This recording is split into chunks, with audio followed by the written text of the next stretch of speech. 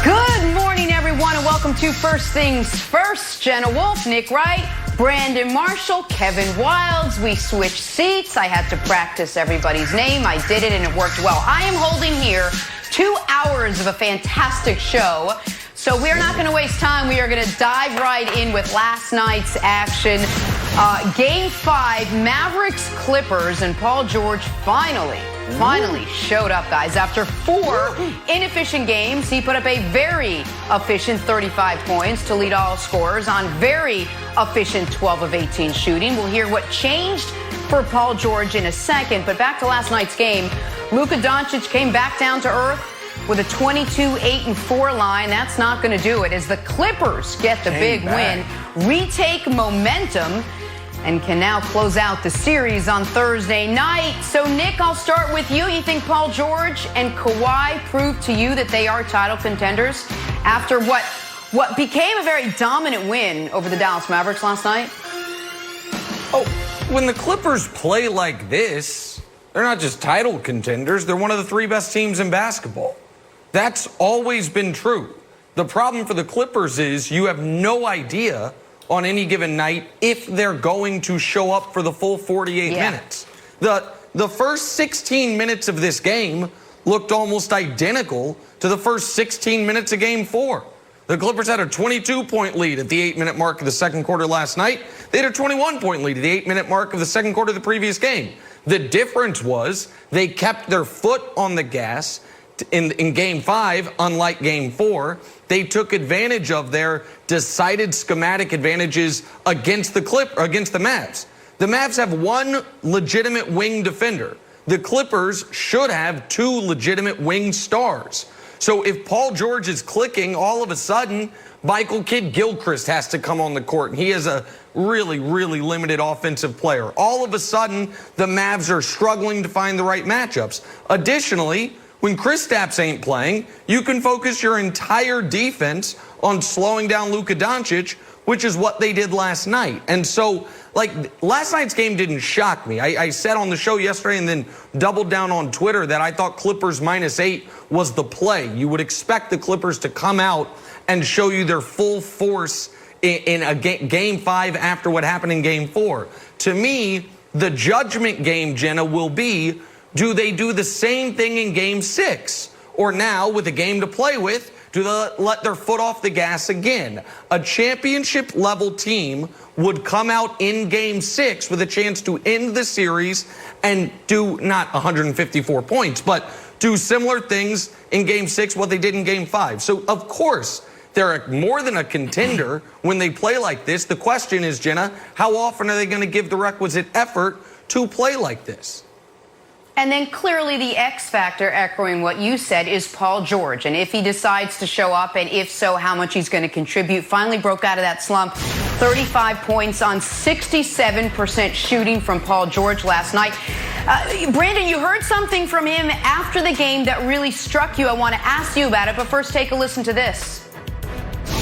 You know, I underestimated mental health, honestly. I had anxiety. A little bit of depression, just being locked in here, and you know, I just wasn't there. I checked out, and it was, you know, games 2, 3, 4.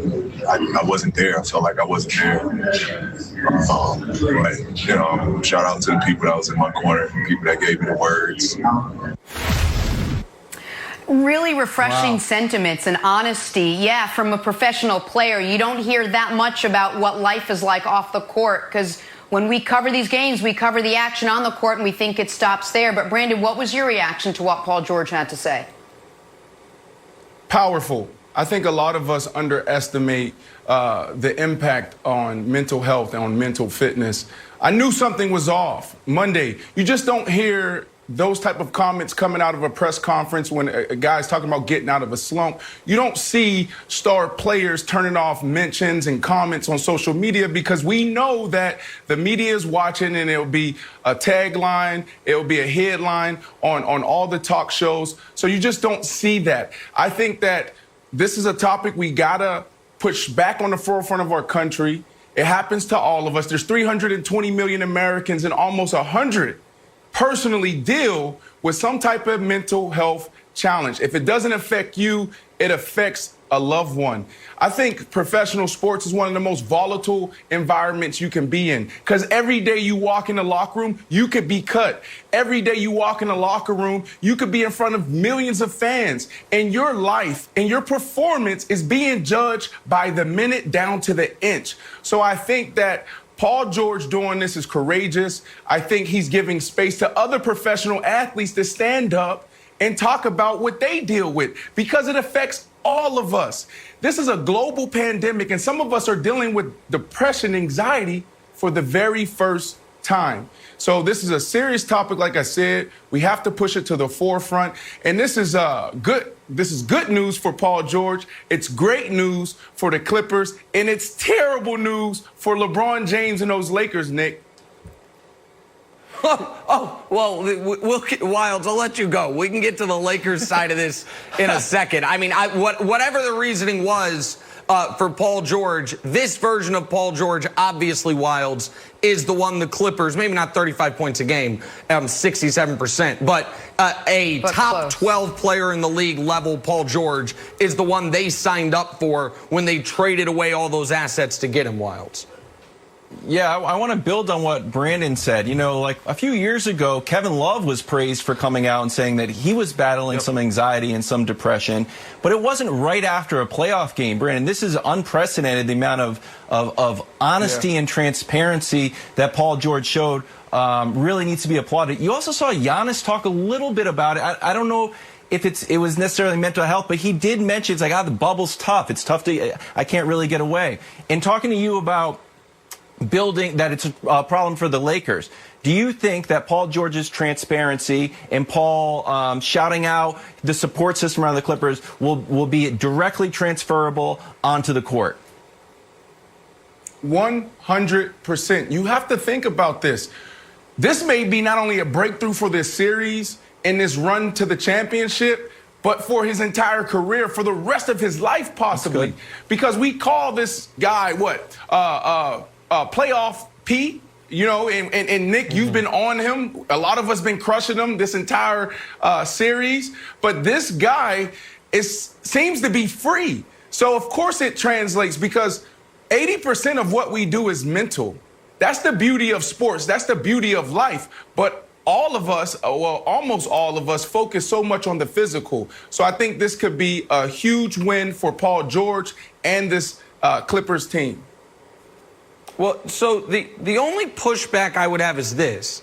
I agree with everything you guys are saying about the courage and the bravery it takes to be that naked, for lack of a better term, to the entire general public about what you're dealing with inside your own head. We all have, Brandon, you're someone that's been at the forefront of athletes talking about these types of things, so you know better than anybody how much courage it takes, but you also know better than anybody, this isn't, if you are really dealing with some anxiety, some depression, you don't snap out of it because of a bad game. Or because of a good game, pardon me. Like, this is something that you are going to have to deal with, not only the rest of this series, the rest of these playoffs, but it's a multi-month, year, sometimes lifelong battle that you have to wage. And so I want to take Paul George's words at face value, but if I am taking them at face value, Brandon, I think it is doing a disservice to the real issues he's talking about. To be like, the perfect medicine is 35 points. Like, that's not it. Like, well, that's a Band-Aid for maybe... go ahead. It can be, Nick. It can be, because anxiety, depression can present itself in almost over 250 different ways. For some people, you're right, it could last a lifetime. For some people, like the majority in the world right now, could be dealing with it for the very first time. This is a global pandemic. We are isolated. We are in quarantine. And now you take this group of men and you throw them in a bubble. Of course, they're going to be mentally challenged. Now, when you look at Paul George, I don't know his history. I don't know what he's dealt with in the past. We should be curious, because every time there's a big moment in the playoffs, this whole playoff P thing comes up.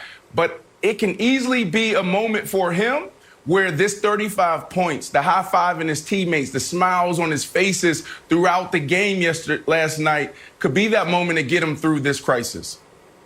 It's also just another opportunity to shine a spotlight on what so many of us are dealing with, and not just weak, middle, strong people, everyone across the board obviously going through this. We're going to have much more on this game coming up when Chris Broussard joins us in a little bit, always entertaining. Also ahead, Enes Kanter is going to join us live from the bubble. First things first. Watch out, Lakers. Back here on First Things First, as has been the case since the restart of the NBA season, players and coaches trying to find a way to make their voices heard from the confines of the bubble in Orlando. Yesterday, the Toronto Raptors discussed the idea of boycotting Game 1 of the Round 2 series with the Celtics in light of the shooting of Jacob Blake by police in Wisconsin on Sunday. Brandon, I want to start the conversation with you. The Raptors and Celtics both had team meetings to discuss the right response here. A lot of teams around the country have been deciding and discussing what to do. What was your reaction to all of this yesterday? Well, it took me back to 2016 when Colin Kaepernick first took that knee and the pressure that we all felt in the locker room, in the NFL locker room.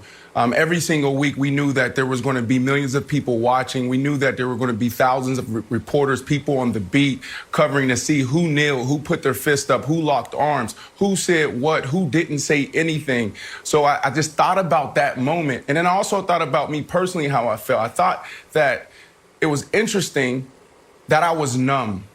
And I really didn't understand and I didn't get it because this was something, and this has been something that's been going on for a very long time. And it's one of those things where it's like, well, what is he talking about? You know, we all know this. You know, this is typical.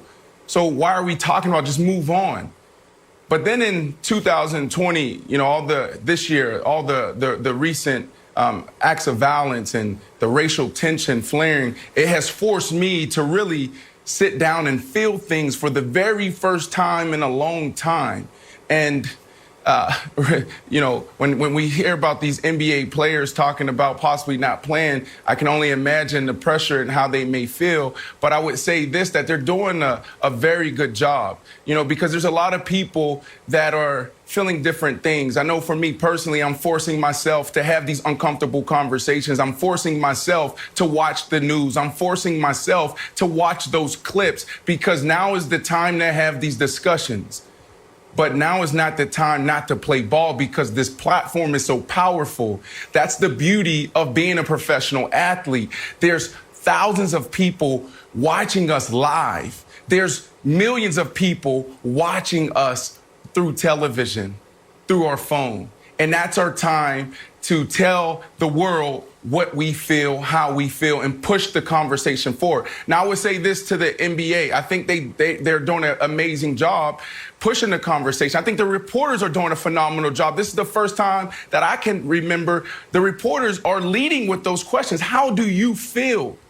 Tell me what's going on in your community. Adam Silver's doing a phenomenal job. If I'm the NFL, I'm taking notes because these guys are using their platform the right way to make America better, to have these uncomfortable conversations. So I'm proud of these guys. I know it's hard, but we want to see you play, but continue to send your message.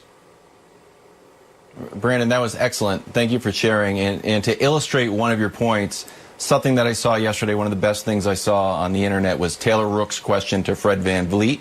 I wanted to share it with you here. Take a listen. You know, I know that, you know, pulling up your phone and seeing people that look like you being killed by the police can be a lot. So I guess my question is just, how are you? How are you doing mentally? I'm a little bit, all over the place. Like I said, you start to feel guilty a little bit.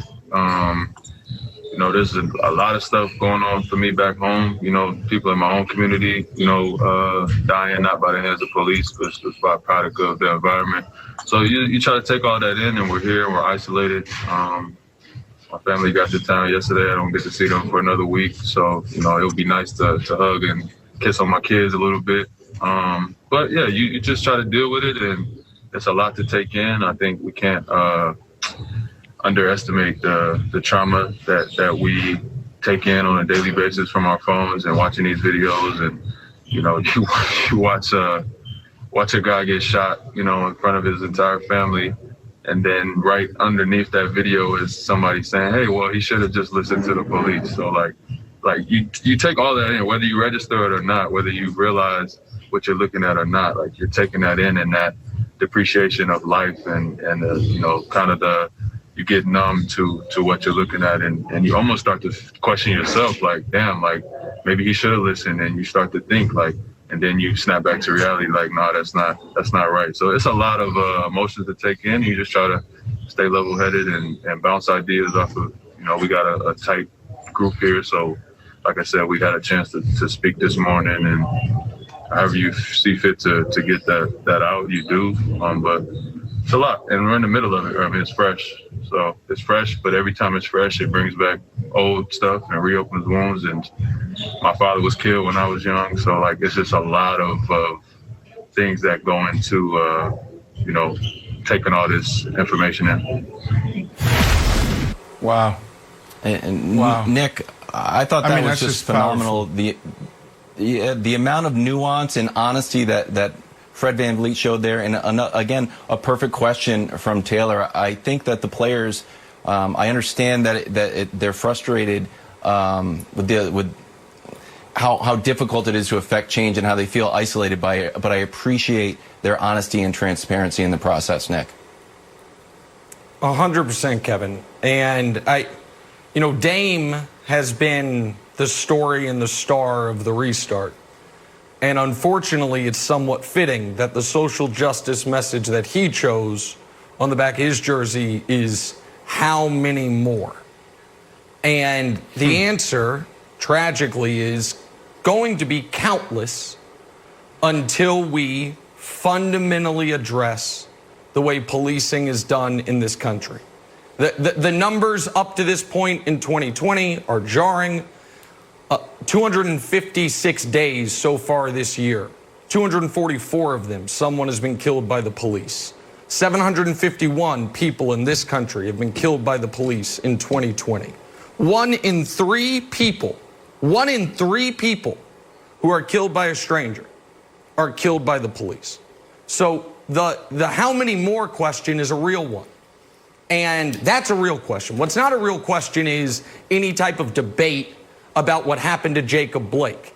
As Fred VanVleet alluded to, listen, if you watch that video and your reaction is anything other than horror, anger, and sadness, you are part of the problem.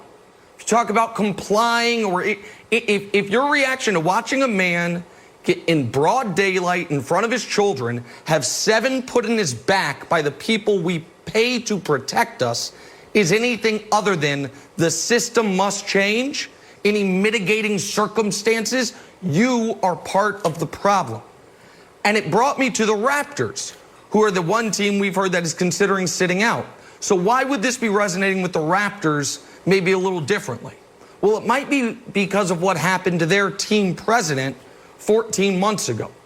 If people don't remember or don't know, right after the Raptors win the championship, Masai Ujiri is on his way to celebrate with his team, and he gets assaulted by an Alameda County sheriff. The sheriff then lies about it, demands Ujiri be arrested, files a lawsuit against Ujiri. All of that happens, and it's all gray. Well, it's a he said, she said.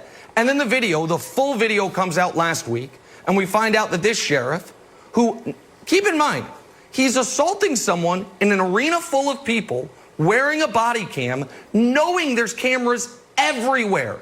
He does that and still feels empowered to lie about it, still feels empowered to go on sick leave to this day, to the tune of reportedly more than $250,000 of sick pay, the taxpayers paying him for alleged injuries he suffered.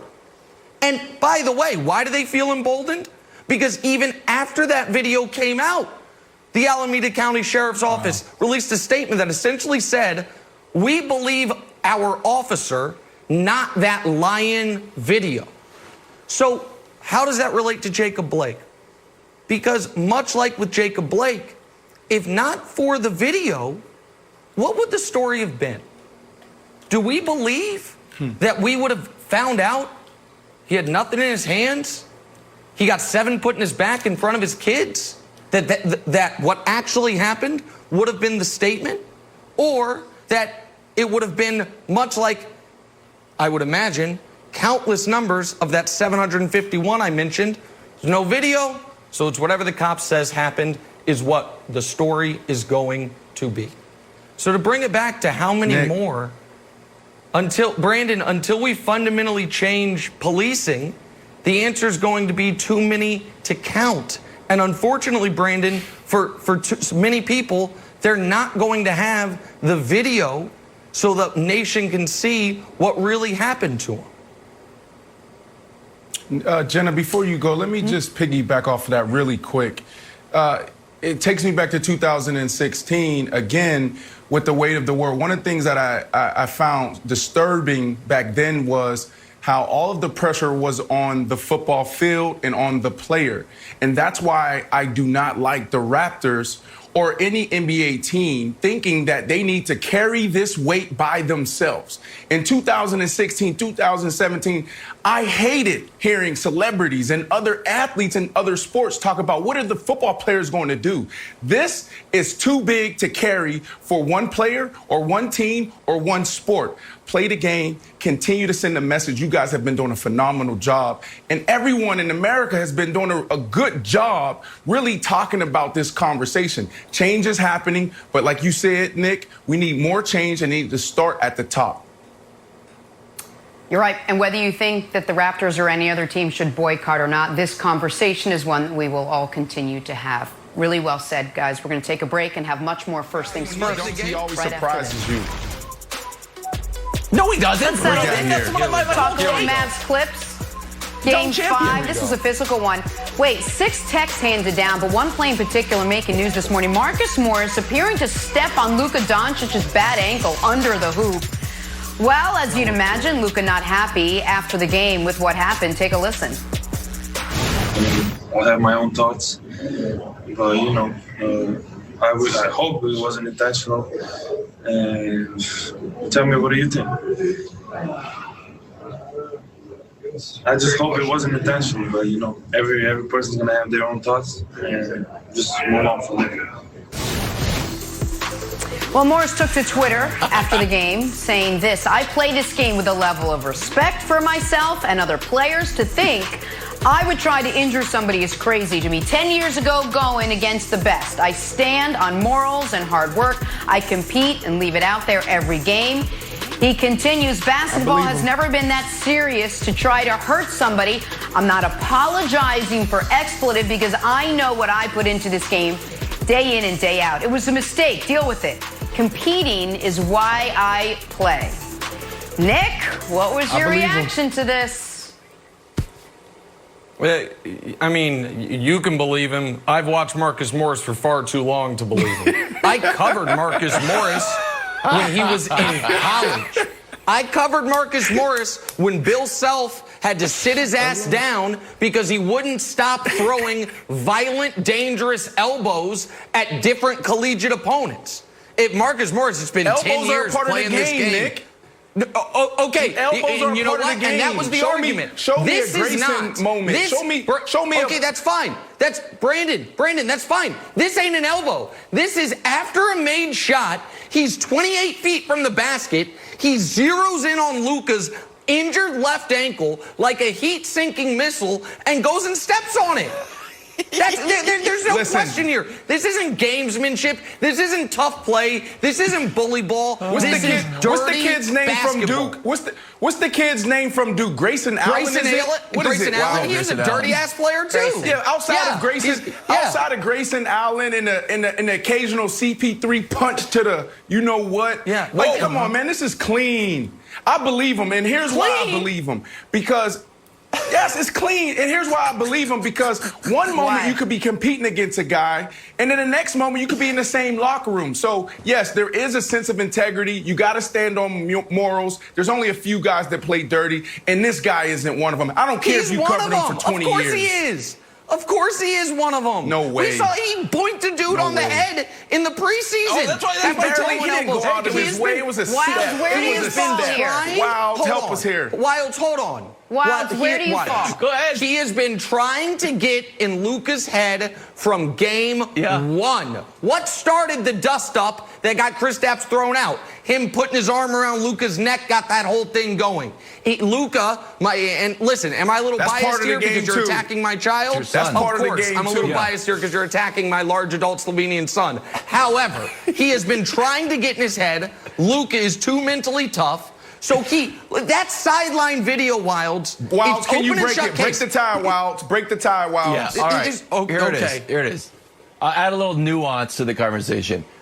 I don't think we live in a binary world. I 98% believe Marcus Morris. For this reason. If Marcus Morris wants to hurt you, he would do it blatantly. And Nick, you referenced it earlier. We had the team pull the video. The old bop on the head, one of the greatest plays in NBA history. He'll send a message very, very blatantly. Hey, I want you off of me.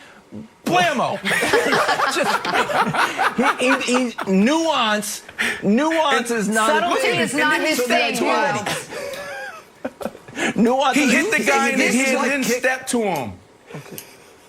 This is amazing. Yes, he does later on. The later the clip is. But look, Nick, I'll throw it back to you. This is the other 2% of the reason why I don't believe him. We've seen people because you have eyes say in the moment, Jalen tried to injure Kobe, and later like, oh, what'd I do? 10 years later, and Kobe's like, Jalen rose me. Jalen's like, yeah, I did try to get him out. And then there's also a video of Tracy and Kobe, where Tracy got a bad back and Kobe comes down the rebound and starts elbowing it back. So in the moment, you can deny it, but maybe 10 years later, Marcus Morris will be on, some show and be like, yeah, that was real. So that's the 2%, but 98% I believe you, Marcus Morris. My God. Nick, you're not convinced. Please, if I ever am alleged to commit some type of crime, let me get Brandon Marshall and Kevin Wilds on my jury. Because evidently, video of me committing the crime is not enough. Look at this play. It's a made Clippers basket. Listen, I played against him out. I played against Perfect. Whatever the guy's name. Whatever the guy's name. Vontez come on, man. I played against guys. Vontez Burfict. That's dirty. Come on now. That's dirty. Come on, this is just clean. It was an accident. Hold on. It's not an accident. And I am not saying Marcus Morris. Burfict might be the dirtiest player in sports in the last decade. I'm not saying he rises to that level. I will say this though: he shouldn't be playing in Game 6. The league changed the rules. Give me a break. Okay, hold on. What are you saying? You're saying he should be thrown out because of this play? He should be suspended, of course. Well, I mean, listen, we saw Zaza Pachulia intentionally go after Kawhi's ankle. It totally changed, you could argue, Kawhi's entire career as a Spur. He never played in another playoff game with the Spurs. He missed the rest of that series, and the league changed the rules. They made that a flagrant foul because going after a guy, particularly his feet or his ankles, when they're in a vulnerable spot, it goes against everything basketball's about. And Marcus Morris knows I love Luka. Luka's been busting their head all series. Too. So was this a move to empower the team? Did they come out a little bit better on the other side of this as a result? The Mavs? The Clippers. No. The Clippers. No. Listen. Hey, Jenna, all this is just Nick trying to take up for his boy, Luka. I love Luka, too. I've been saying it since Monday. But he's a big boy. He can take up for himself. All right? Stop taking up for Luka. He did. He's okay. Luka said without saying in that press conference, he thinks it was intentional. He said without Nick, saying it, and you know it. You saw a look on his face. And then Luka watched the film. What do you think? Luka watched the film. He said, probably not. Probably not. Go ahead, Wilds. Nick, if you think it's intentional, can you give a letter grade to Marcus Morris's acting post stepping on the shoe, where he picks up the shoe, gives it back to Luka, and also tries to catch his fall? Letter grade for Marcus Morris's acting, A through F. Listen, we all got kids. It's the same thing as when your kid is doing something they know they're not supposed to do, but then realizes it's gone too far. When he realizes my intentional maiming of his ankle resulted in his shoe coming off, they might be looking at me. So let me try to help. What's the grade? That's obvious. I'll give his acting a B-. But it's listen, Marcus Morris, you don't have... he has not earned the benefit of the doubt. The only reason I can't give you his dirty plays in high school is because we don't have video of it. At every team, at every level, he has been this type of guy. We know it. I guess we'll never know what really happened, what true intentions were. We got to take a break. I bet you Adam Silver does something. No way. Look who's going to join us on the other side.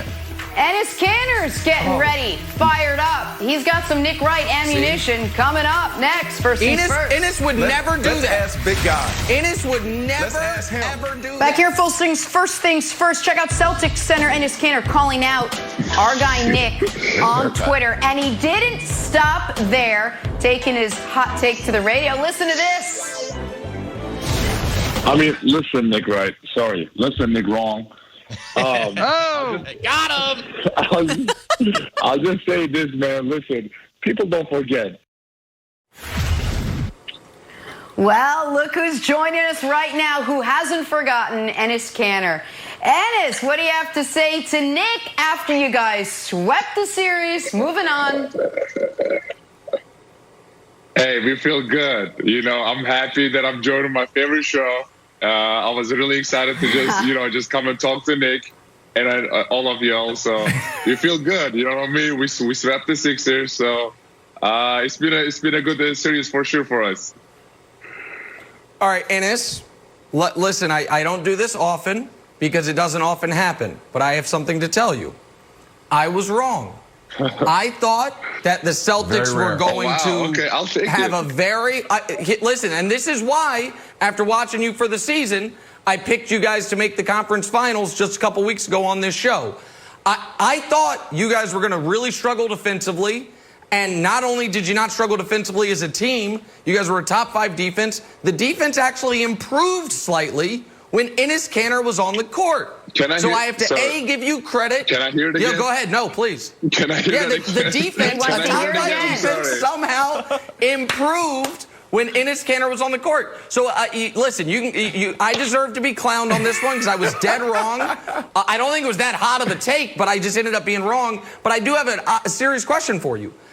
What was the key to you unlocking that part of your game? Because you've always been a great offensive player. We've talked about this. But what's hurt you in the past was defense. And this year, you were excellent defensively. I mean, I feel like we were just so focusing on stopping Embiid, because I know he was one of the best big men in the league, obviously. And now with Ben Simmons out, they were going to go to him on the post almost every time. So our game plan was just get him tired. The first quarter especially, just to run him. And I know he was not in the best shape that possible. So I feel like the second half we just took off. Wow. EK, so hold on. I've been crushing Embiid the last few days. And I don't know if you know, this is my 3rd day on the show. I'm the rookie. And right away, we started this conversation on the Sixers and should they blow it up and who's the leaders. You just said that this guy was tired. If you're starting your team today from scratch, will you put this guy as the face of your team? I mean, of course, obviously, don't get me wrong. Embiid, hey, listen, but still, Embiid is you got to take Embiid. He's one of the best big men in the league. No question. But, I feel like that was our game plan. Was because we know that how good of a shape we were in, how hard we worked. So, me and Tice actually talk about it. It's listen, man, just get him tired. Get him tired in the first quarter. And I know the second half they're going to struggle. Out of it. Take the physical part out of it. We know he's super talented. We know he has the skill set of a Shaquille O'Neal. But look at his body language. Right. Is this the type of guy that you would want to play with? Is this championship leadership to you? I mean, his body language, of course, could be way better because all the guys were just looking up to him and stuff. But, like, listen, man, we are not worried about anyone else. We were just worrying about us. We will be known as the guys who ended the process. So. Okay. And there you go. That you did. And before we get to your next series with the Raptors and we break that down, the last segment, we just had this heated debate over the action in the game last night. Take a look at this. Did Marcus Morris intentionally step on Luka's bad ankle? Was it an accident? Settle the debate for us. You were in the bubble. You know these guys. You play against them. Where do you fall on all this? I mean, I did watch the game. I did watch the clip. And I hope it was not intentional. I think I'm on Nick's side in this one. Thought I heard a butt solid coming. non-answer. Right. Okay, so thank you. The answer, not answer. And it's no, but listen, no. When you say, I hope it wasn't intentional, what that means is, and Enes, tell me if I'm right, I think it probably was, but I can't prove it, so I don't want to accuse him of it. You've gone up against Marcus Morris, I think, 24 times. He said, I come down on Nick's side of this. He literally said that. You've played against him 24 times. Do you have to, Enes, kind of prepare yourself for the game and maybe some extracurriculars when playing Marcus? I mean, we never really talk about it in the locker room or like with the players and stuff. But like watching this clip is like, you can kind of tell that like what you said, Nick. I'm with you on that one. Oh, okay. Thank you. Okay. Thank you. Go ahead, Kevin. And I'm going to switch gears to something more serious. You're scheduled to play the Raptors. The Raptors have talked about possibly boycotting games. Jalen tweeted out that he wanted to protest. Marcus, I think, said the other day that his focus shouldn't be on basketball. Is there anything you can share in the feeling around the bubble and your team? I mean, it's disgusting. I was actually reading this morning what her sister said. She was saying, I'm not sad. I stopped crying years ago. I have been watching police murder people who look like me. And I don't want your pity. I want change. And coming to this bubble, we knew basketball was second priority. So I feel like we have our voices. We should definitely use it to bring change because we need change, and change cannot wait. So I feel like we're just gonna come together with the team and then see what we can do because this is sick, and we definitely needs to do something about it. So Enes, I actually think you can be a uniquely important voice on this. And you and I publicly, we mess with each other, but I think we've spoken off the air about outside of basketball how much respect I have for you and what you've represented. And you have been vocal about how proud and happy you are to be in this country and the opportunities this country affords you, especially given what's happened in your country to your family. Right. So can you maybe help the audience understand how you can feel all those ways and still feel like we need to do better? Like it is not anti-American to say needing to reform the police or do better. That's not an unpatriotic statement. It actually is a very patriotic statement. Exactly. I agree with you. I mean, people need to understand this. This cannot be white against black. This is about everyone's against racism. And, you can love your country and protest at the same time. You're not protesting your flag. You're protesting the things that are happening right now, post-brutality and all that stuff. So I feel like we play an important role in this. And so just use our voice to bring change because it is really important. And the other thing is, there are so many young generation kids are watching us out there. So I feel like what we do is so important is because it's going to inspire so many people out there. So that's why I'm so amazed and happy about what leaders are coming out, like Jaylen Brown, Donovan Mitchell, Damian Lillard, LeBron James, and bringing voice and light into what's happening right now.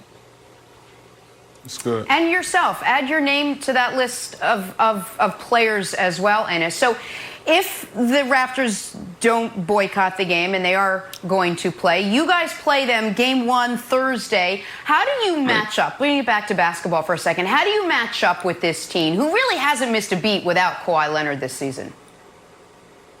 I mean, if both teams plays, we're just going to go out there and worry about us. Like every playoff series, we don't really about what they do. We worry about what we do. Because, like, we know what we can do, what we're capable of. And I feel like we have the best starting 5 in the league. And we just need to just focus on us, go give ourselves 100%, and then just, like, go out there and fight. And I believe we can beat every team on every floor. Now we have no team home court advantage. So we're just going to go out there and do what we do. EK, before I ask my question, I want to say great job. I know as a player, dealing with this racial tension and the spotlight being on the bubble, it's a big deal. So you guys have been doing a great job. You have been doing a great job, so thank you. My question for you, because there's some people that is on this show, there's some people that are avid basketball fans that don't think that Tatum is a star. Tell me what makes this guy special. Yeah, exactly. Tell me what makes this guy special. I mean, I say this to a couple other players. He's the type of player that make himself better and make everybody else better around him. And I'm just shocked that he's not in an MVP debate already. But for sure, in a couple of years, he's going to be in it. But I think this guy can get around 30 points literally every night. So, like, nice. It's fun to be around him, man. It's fun to be his teammate. Go ahead, Nick. Go ahead, Nick. Here we go. No, but it's like this is why I get painted as anti-Tatum when I'm not, because with respect, everyone takes it a step too far. It's like, I don't know why he's not in the MVP debate, because he's not an MVP level player yet. Like you're like, he can get 30 every night. Well then, hey, guess what? You know what you should tell him? If he wants to be in the MVP debate, he should get 30 every night, because that's how you do it. Like, he's awesome. He's really good. But I don't understand why we've got to take it just 2 steps too far. It's like, is he one of the 15 best players in basketball? Yeah, probably. Is he in the MVP debate? Like, come on, man. You just said you have the best starting 5. You guys got an excellent team. No. They have the best starting 5. He's right. Oh, for sure, I agree with you 100%. He's right. But, like, go ahead. Go ahead, and it's defend Tatum. No, you go ahead, EK. This is your show. You go ahead. I'm just saying that, like, he shows on and off the court. He's just not a basketball player. What he does off the court with as a leadership, leading his team, always communicating, making each other better, holding rookies accountable and stuff. So I feel like it's just, he's definitely going to be in that conversation in 2 years. But okay. I'm just not shocked that he's not right now. Okay. Well, you're all right, coming Nick, so around. Eventually for the most part, you gave great answers. For the most part, Enes was outstanding. that last at the end. Yes, okay. Enes, thanks so much for hanging out with us this morning. We always enjoy when you're on. Good luck Thursday night against the Toronto Raptors. We are going to take a break. Remember the jersey I Clips, gave you, Mavs. Yeah. Yes, the jersey. I have it. I promise you. You guys win the title. I got to wear it on the show. I got you. There you go. I love it. I love Talk it. some basketball on the other side. First things first. Thank you, Enes. Thank you, guys. Great job, Enes. Thank you so much. Tomorrow on Thursday Night Baseball, Bryce Harper and the Phillies battle Juan Soto, and the Nationals or the A's take on the Rangers. All the action begins 6:30 Eastern on Fox. and the Fox Sports app. Check your local listings for the game in your area. And we are back here with the one and only Chris Broussard talking Mavs Clippers Game 5. You know, Broussard, we wondered about Paul George's whereabouts. Apparently, they were in Game 5. 35 points to lead all scorers on an efficient 12 of 18 shooting night. Kawhi chipping in 32 of his own. And your Clippers, Broussard, scored a franchise play of record 154 points to beat Dallas and take a 3-2 series lead. Chris, did Paul George and Kawhi validate your take that the LA Clippers are, in fact, title contenders?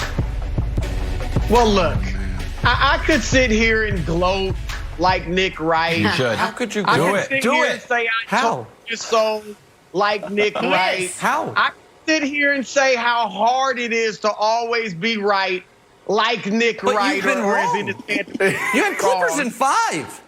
You had Clippers in 5. I don't care about the No, he game. adjusted. Win in advance. He adjusted. Win in advance. That's all that matters. Oh, and okay. you guys, all of you kind of mocked me earlier in the week after the Game 4 loss, and I told all of you you would bow. So I'm not going to do any of those things. I'm not going to gloat. I'm not going to brag. I'm just going to say I am glad that the real Clippers finally stood up. This is the team that I predicted to be the NBA champion. This is the best team in basketball. This is the team that Nick Wright fears in his worst nightmares. 2 tremendous two-way players on the perimeter. Toughness and physicality and very good shooting from the perimeter. This team finally woke up. And look, Doc Rivers, who had been getting schooled by Rick Carlisle throughout the series, I thought he pushed all the right buttons after Game 4 in the loss when he said, look, we were emotionally weak. I thought that was a good challenge in calling out of his players. And then he said, with Paul George, I want him to keep shooting. Shoot 20 or more times, Paul. Keep putting the ball up. I thought that was just what Paul George needed to hear, that his coach still had that confidence in him, even when he was lacking confidence. So, look, I will give Nick this. Nick said last week he wanted the Lakers to face Portland because it would force them to wake up and bring out their A game. I actually think both LA teams, the Clippers and the Lakers, got a much-needed wake-up call in the first round that forced both of them to start playing very good basketball or near their A game as they head on this collision course. And even though Nick somehow picked Denver, we'll see if they even get to the second round, to beat the Clippers, it is inevitable. Lakers, Clippers, Western Conference Final, and Clippers will prevail. Okay, so a few things. It's a very interesting take that the games don't matter, so I don't know why we pick series and games. We should just pick winners. But I do think what happened is you have 2 LA teams. Broussard had Lakers in 6, Clippers in 5. So the Clippers went across the hall at Staples, borrowed a game the Lakers didn't need. They're like, hey, you're not going to need this extra game. We kind of do. Can we have it? So it's kind of right. He's kind of right. I had Clippers in 6 go all along. And my question, though, would be this. Just quickly, Broussard. Because I said on this show yesterday to you and on Twitter right before the game that this had all the makings of a Clippers blowout. No Kristaps, their biggest game of the year. Luka coming off. It has to be an emotional downswing from where they were. All of that. So last night, maybe 154 points surprised me, but the Clippers dominating the game didn't surprise me. Are you confident, having watched this team all year, not just that they'll win Game 6, and they don't have to win by 40, but that we will see this level of effort, this level of execution, what you called the real Clippers? Or do you think they'll do what they've done all year long, which is see if they can get by with their C game? Because if you want me to start believing they're a real title threat, then I need to see them do this in at least back-to-back playoff games. I need to see them do this in Game 6. When Luka, we don't know what his ankle's like after Marcus Morris tried to maim him. We don't know if Kristaps going to play. Like, what is your confidence of if this version of the Clippers can be bothered to show up in back-to-back games? So they need to win by 40 again? Is that what they need to do? Or 35, whatever it was? I love it. How about this? Not trail in the fourth quarter. Not have a game be nip and tuck throughout and they pull it out at the end, where they clearly look like the better team. That even, the way the Lakers have looked every game after game one of the Blazers series. Look, I hate to do this again, but young analysts. Young analysts. Oh, no. Win and advance, Nick. I don't care if. Okay, so you're not confident. Hold on. So you're not confident they'll look great. No, I actually do think the Clippers will win by double figures. It won't be like this, but I think they'll win by double figures in Game 6. But here's my point. How hard was that? I don't care if they need a buzzer beater to win. It is about winning and advancing in the playoffs. Let me give you a little example. All right, 2008, the Boston Celtics, big three come together for the first time. I knew this was coming. Garnett, Ray Allen, Paul Pierce. What happened? They go 7 with Atlanta in the first round. In the first round. 7 in the second round, and they end up winning the championship. Last year, Toronto needed a bounce from Kawhi Leonard on that game-winning shot in Game 7 to beat Philadelphia, and they go on to win the championship. So it is about winning and advancing in the playoffs. I get it. Young analysts on TV don't understand this, but I'm an old head. I've been covering the league for almost 3 decades.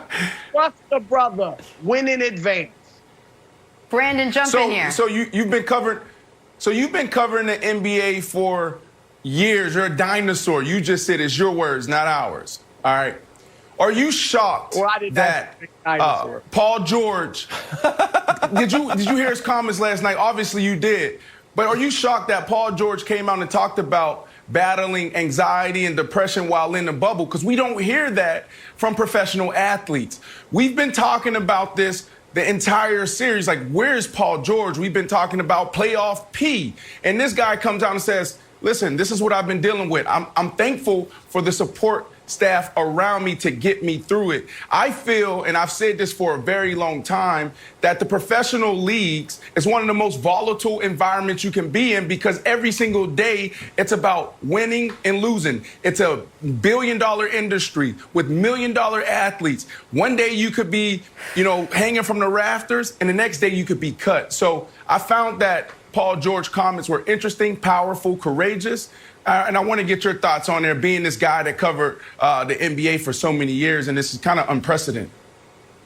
No, I thought his comments were outstanding as well. He let us in, and it wasn't an excuse. I don't know if anybody's looking at like, oh, he's giving us an excuse why he didn't play well. No. I thought it was an explanation, which is really what it was, and I thought it was great because, as you said, guys do battle it with the pressure. I think he needs to stay off social media. I think that was a big part. I mean, we've seen him responding to people on social media. And here's what I say about that.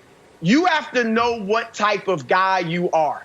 Now, Kevin Durant can get on social media and look at what everybody's saying about him and still go out and play his absolute best basketball. I think early in LeBron's career, it wasn't social media so much, but I think LeBron let what people were saying get in his head and mess around with him, and he had voices in his head. And that's why he had to go to 0 dark 30 and all that stuff during the playoffs. Now, of course, he's overcome that. But Paul George, clearly, he let these voices get in his head. And I think that contributed. It may not have been 100% reason, but I think that contributed a lot to him being in, as he said, a dark place, because he was looking at what everybody was saying about him. He has to understand, that's not me. I need to leave that stuff alone. Just go out and play my game, and I think you'll be fine after that. And he started doing that. Broussard, Go ahead, Wilds. Can I add some fuel to your fire here, to your Clippers optimism? It wasn't only Paul George being totally transparent. The leadership that Doc had after the game in his post-game presser is one of the most impressive post-game press conferences I've ever seen in all of sports. And we know this team, like coming into the bubble, Kawhi said they tried to hang out because they didn't have a ton of chemistry, so they really went and tried to hang out. But between the refreshed chemistry, Doc's leadership, and Paul George's transparency and just being open, I think the Clippers can be far better of a team than we've seen so far. What do you think? I totally agree. I mean, Nick is right, and we talked about this last week. They have not been together very long. And if they go ahead and win the championship, it'll be a little bit unprecedented, but I think they're good enough to do it. But, yeah, they've probably hit I don't know, 75% of their maximum capacity right. because they just haven't played enough games together. And hopefully, in this bubble, they'll stay healthy. They're not even healthy now. They still don't have Patrick Beverly, but he's a role player that you should be able to fit right in. And so I have confidence that they'll continue to improve.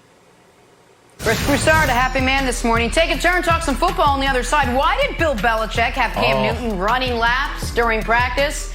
Take a lap, Cam. Next, first things first. That was not the lap footage. Play a little drawing a blank. Sharing is caring, as I always say. In Dallas, apparently, Cowboy star Ezekiel Elliott was asked about the idea of splitting carries this season, was open to the idea, saying, quote, if they ever came to me and asked me to split carries, I'm going to do it. So, Nick, Zeke being open to splitting carries is blank. Foolishness. And I don't mean on Zeke's behalf. If he's trying to be a good teammate, like, hey, if they ask me to do it, I'll do it. That's fine. But if you pay Zeke Elliott $90 million, making the highest paid running back ever, it's not to take him off the field. It's because you think he can be a 3-down back and can absolutely salt games away at the end and get better at the goal line. So, Brandon, I just think it's foolishness the team would even consider this. He's supposed to be the best back in football. Don't take him off the field. To all your points makes everything all the better why he should not carry the ball every single time. It's smart, Jenna. It's smart because it's time to think longevity. Since entering the league in 2016, he had the most carries out of all running backs. This is smart, and thanks for proving my point, Nick. I'm going to say this is a bad for celebrations, Jenna. This is one of the best celebrations in the NFL. I don't want to see a sharing celebration where it's not family style. It's time for him to eat. One of the best celebrations. Anything that compromises that, I'm against. So you don't want him taking a scoop and moving the hands to someone else at the table. That's that'd be terrible. On to Tampa Bay.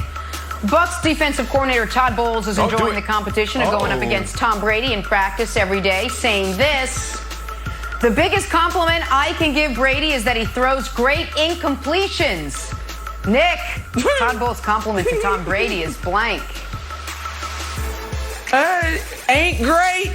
Listen, if he said one of the compliments I can give him is throws great incompletions, that'd be one thing. The biggest compliment, it'd be like if someone's like, hey, how's Brandon been his first 3 days on the show? And I'm like, well, the nicest thing I can say about him is he dresses well. It's like, wait, what? It's like, that ain't great. So, Brandon, I would say, and that's obviously not how I feel, but Brandon, that ain't great. Disclaimer. This is classic Todd Bowles. He was my defensive coordinator with the Miami Dolphins. He's my head coach with the Jets. And this was every single day. This guy can easily do stand-up comedy. I love Todd Bowles. Okay, so here's the full story. Don't believe Nick Wright, although he is a Patriots fan, but it doesn't extend to Tom Brady. Todd Bowles was like, when he misses, so there's no interceptions. He barely misses like a pitcher. So I said, oh, that's interesting. Let me show you something that doesn't work. He doesn't miss like this. This is how Jameis missed. On paper, these are just 2 balls. But, when you look at him, these are bad misses. Tom Brady doesn't do that. He paints the corners. That's what Todd Bowles is saying. So my answer was not Sean Anderson, who is throwing at Mike Trout, but he's actually not. He's just missing. Where do you find these videos? Where do you find these videos? I got a good memory. Sean Anderson just got thrown under the bus. Brady's former home, New England, Bill Belichick had Cam Newton running laps in practice. Why? Because he fumbled the football. Bill said, quote, I think there are certain things you've got to emphasize that are important to winning, like running laps, apparently. Nick, Belichick making Cam run a lap for fumbling is blank. This is the rare, good double standard. Some double standards in the world should exist, and they're good. And because folks are going to be like, oh, so everyone's going to kill Joe Judge for making guys run laps, but say it's fine when Belichick does it. Yeah. That's exactly what we're going to say. Sometimes you're allowed to do things when you're the greatest ever that you can't do if you just got here. So this is, do I think Belichick telling Cam to run laps is good coaching? I do. Do I think Joe Judge making Saquon run laps is idiotic?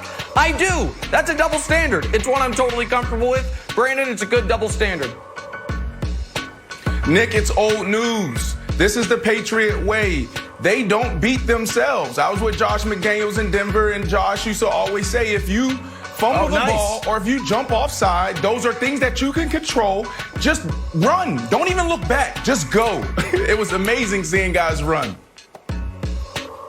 You know what I would like to see? A little Batman and Robin and Superman. So when Cam starts running, here comes Edelman flying with his Batman cape right next to him. That's the way you build camaraderie, Jenna. Flying around right next to him. Oh, there it is. It's back, Nick. Can't get enough of this. So if Cam's running, here comes Edelman right next to them.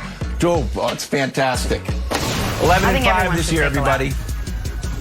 All right, speaking of Joe Judge, Giants head coach, this guy. His Belichickian ways are a topic of conversation again. This time, Joe Judge, get ready for this, taping tennis balls around his defensive back's hands so that they learn not to hold. No holding penalties. So, Nick, Joe Judge's coaching tactics are blank. Look at that. Hey, listen, this guy's the gift that keeps on giving. Like, every day, Pep, our great producer, texts me, did you see what Joe Judge said? And every day the answer is, which thing? Because this isn't even the best thing that came out of yesterday. The other thing is, he was like, listen, Daniel Jones, legend, future of the franchise. We're going to take the red jersey off him just because he needs to pop his pads a little bit. He said he needs to know what a hit feels like.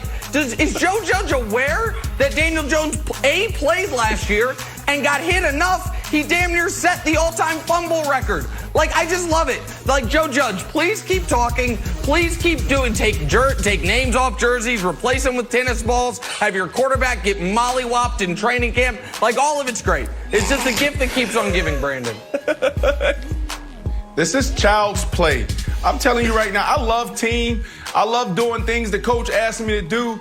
But if you come to me and ask me to put tennis balls on my hands and then tape them up, I'm walking off the field. There's no way, me being a grown man, I'm going to play football with tennis balls taped to my hand. No way, child's play. You know what?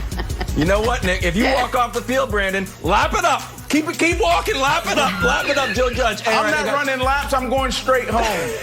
Lap it up. Lap it up then. More laps then. Okay, I got 3 options for you on Joe Judge. I wrote creative writing. If Joe Judge is taking suggestions, Nick, I'm going to let you choose. We know that Danny Dimes dropped the ball a bunch, and I'm sure Joe Judge is open to creative suggestions. Which one of these do you like to see in a future Giants practice? Number 1, bacon grease all over the ball. Number 2, holding several frogs at the same time. Number 3, a Fabergé egg worth like $10 million that you get on loan from a museum. So we've got bacon grease on the ball, several frogs, or the Fabergé egg. What's the next? I think grease could happen. I really think grease could happen, or at least they're going to wet the ball down with some oil or something. It's absolutely in play. It's the frogs are a bridge too far, frogs. And I don't know where you find the frogs. Is probably not going to happen. The grease, Jenna, I think is on the board.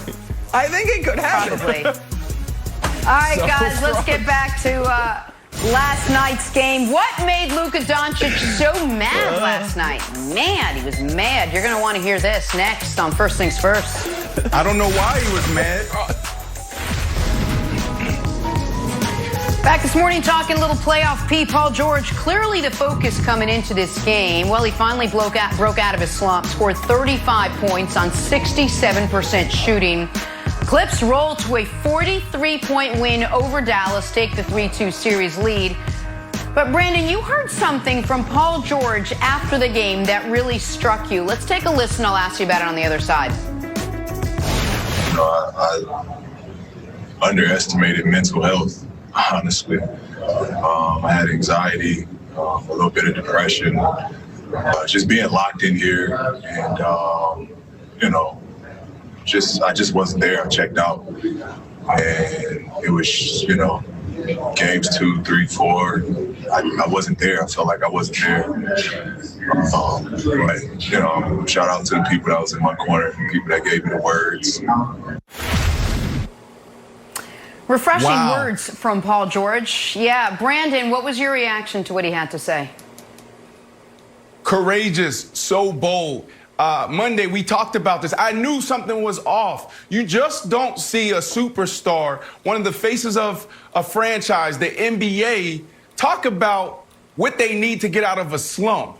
What you need is to play basketball. We saw him deactivating comments and running away from the negative publicity. Well, we deal with that every day as professional athletes. I'm almost embarrassed that I wasn't more curious, because I've been talking about mental health for 12 years. This is a guy who's standing up in front of the world saying, I'm dealing with anxiety and depression. Remember, we're dealing with a global pandemic, and there's some people dealing with depression and anxiety for the very first time. They don't know what it is to feel isolation. This quarantine is putting a lot of people in uncomfortable situations. So I applaud Paul George for coming out and saying this. I applaud him for getting the help he needs. This proves the power of the mind. So listen, this is good for the Clippers. This is great for Paul George. We may have seen the end of playoff P, and this is terrible for LeBron James and the Lakers, Nick. Well, Okay, Nick, all right. I want to ask Jenna, you take about it. that. Go ahead. Well, no, Yep, go I was ahead. just going No, to say, Jenna, you see the game Paul George finally put together, and I wonder if Paul George and Kawhi and what they did, and when you finally see this team play like the Clippers that we always thought maybe they could be if they had the time and the chemistry all figured out, do they prove to you they're title contenders after this win last night? Well, listen, when they play like that, they're more than title contenders. When they play like that, they are unquestionably one of the 3 best teams in basketball. And I would argue they're still not better than the Lakers when they play like that. But they're maybe the only team in basketball that can give the Lakers a real run for their money when they play at that level. The problem for the Clippers is their season's been an EKG chart. It's just up and down and up and down and up and down. And you have no idea if they're going to have any consistent level of effort and focus. Game 4, the first quarter and a half, went just like Game 5. Game 5, they were up 22 4 minutes into the second quarter. Game 4, it was 21. The difference is in Game 5, they never let their foot off the gas, and they end up blowing the Mavs out. Game 4, they stop paying attention, or they get a little lax for a little bit, and the Mavs come back and steal it. So, Brandon, you said that they're a threat to the Lakers now. I need to see 100%. them not beat the Mavs in the series. I need to see them do this in back-to-back games. I need not score 150. I'm not saying that. But what I need them to do, Brandon, is they don't have to win Game 6. I need them to play like they have to win Game 6. I need to see them able to do this on a consistent basis. Why does it seem like you feel this is almost impossible to do? Paul George last year could have easily been the MVP of the league. Now you have 2 superstars playing at their full potential.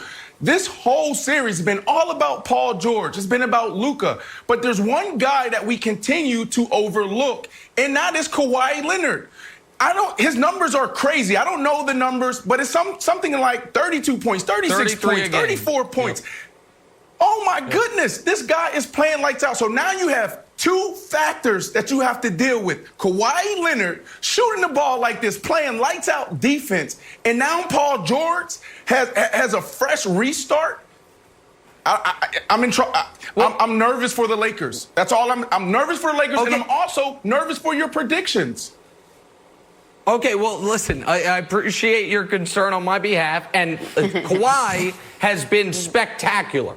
He's been great the entire series, and Kawhi, dating back to 2016 San Antonio, he has been one of the most consistent postseason performers in the league. Nobody can deny that. The questions with the Clippers are with everything else. And Wilds, even though I think Brandon makes a really good point about Paul being vulnerable and courageous, talking about what he's been going through, I don't know that one great game cures that. I also don't know that one game where the Clippers had just blown a 20-point lead and their backs were against the wall and the other team didn't have its second-best player, that proves to me we're going to see this level of intensity from the Clippers moving forward. We have seen multiple times throughout the year and in this playoffs, the Lakers string together 3, 5, 9 great games in a row. In the playoffs, it's been the last 3, obviously. I need to see the Clippers Wilds do it more than one time in a row before I say they've turned into the team that on paper so many people said they were going to be all year. Yeah, I mean, I think Paul George unlocks something. I think that level of honesty and transparency unlocks something in him, and I don't think we're going to see him struggle like he did. And Brandon, you spoke perfectly about it earlier. Certainly, it's not just a one game, my anxiety and depression that I dealt with is solved. But I think speaking honestly and openly about it can lead to not put him necessarily in a rut, or if he is, he'll know where to go. Is that a fair assessment, Brandon? It is a fair assessment, but we have to look at it this way. There's some people that may deal with these things for a lifetime. I don't know his history.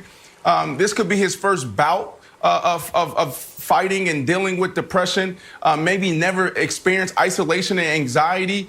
So yes, one game, one shot can change the future for Paul George and his team. I truly believe that. We heard this guy Monday talk about, his struggles. And I asked the question, is this guy bored? No, he wasn't bored. He was struggling. And now seeing him smile, seeing him hit shot after shot, seeing him come to life, seeing his teammates come to life around him leads me to believe that this playoff P is a thing of the past. I truly believe that. We're going to see this team. I know that they're not going to see the Lakers until the Western Conference championship, but this is going to be an interesting thing to follow. But, Nick, that's a lot of pressure then to put on Paul George if you say, well, when Paul George plays like this and Kawhi's already been consistently playing like this, this team goes as PG goes. It feels like that's a lot of pressure to place on a guy who's obviously going through things right now. And with empathy and respect for anything Paul George is going through, I mean, such is the life of an NBA star in the playoffs. I mean, this is how it works now. Once we get past the first round and you're down to the final 8 teams left standing, you know what? If Denver makes it out of the Utah series, the only chance they have is when Murray and Jokic play great. When the Lakers face the Rockets, the only chance the Lakers have is when LeBron and AD play great, and conversely for the Rockets when Harden and assuming Russ comes back. Like, this is how it works. This is the reason why, if you're the Clippers, you trade an excellent young player in SGA, a more than competent role player, probably better than role player in Gallinari, and 7 draft picks in order to get Paul George for these 2 months. And so, yeah, of course, there's a lot of pressure on these guys. But that is what all of them signed up for. And I think the point Brandon made that has been somewhat lost in the analysis of how the Clippers have been underwhelming up until last night in this postseason is Kawhi has been utterly sensational.